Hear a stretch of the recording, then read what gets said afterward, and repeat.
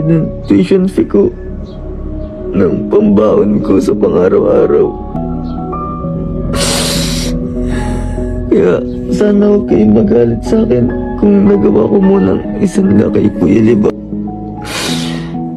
Di ko alam saan nakukuha ng pambayad dun eh. Pero ayan nyo, pag nakagraduate ako at nakabangon ako sa buhay, pangako ko sa inyo, ibabalik ko yun at babawiin ko yun kay Kuya Libag. Kaya, Kuya Libag, masakit man sa akin na isanla muna sa'yo, pero sana please, alagaan mo muna si Jerescar gaya ng pag-alaga mo sa amin, ganun pa din. Mamimiss kita, Jerescar. Ayan mo, babawiin.